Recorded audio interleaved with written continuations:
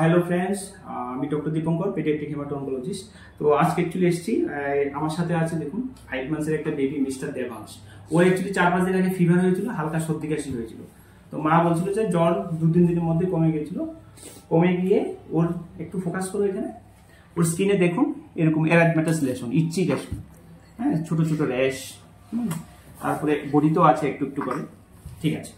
তো এই র্যাশগুলো উঠেছে। তো অনেক সময় আমরা এটা ভাবি, বিশেষ করে আমাদের ত্রিপুরাতে আমরা ছোট ছোট বাচ্চাদের যখন এগুলি হয় আমরা সবসময় ভাবি এগুলি মিজাজ মানে হাম।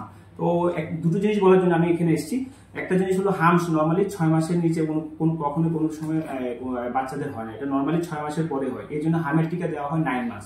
কারণ মায়ের শরীরে যে অ্যান্টিবডি আছে মিজাজ বা বিভিন্ন ভাইরাসের অ্যান্টিবডিগুলি বাচ্চা যখন পেটে থাকে ওই সময় বাচ্চার শরীরে আসে, এগুলি প্রোটেকশন করে বাচ্চাকে আপ টু 4 to 6 মান্থ অব্দি।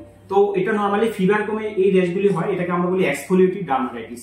তো এটার জন্য কিছুই করতে হবে না, অনলি সাপোর্টিভ ট্রিটমেন্ট, একটু ময়শ্চারাইজিং লোশন, ময়শ্চারাইজিং ক্রিম বা একটা সাবান, কিছু যদি প্রচন্ড ইচিং হয় তার জন্য কিছু ওষুধ, কিছু ভিটামিন দিলেই ঠিক হয়ে যায়। নর্মালি এটার জন্য কিছুই করতে হবে না। এটা ছোট ছোট বেবিদেরকে আমরা নর্মালি পাই, এটা কিছু ভাইরাল ইনফেকশন থেকে হয়, অন্য কারণে হয়, বাট এই বাচ্চাদের মেনলি এটা ভাইরাল ইনফেকশন থেকে হয়েছে। ঠিক আছে, bye bye, thank you, tata.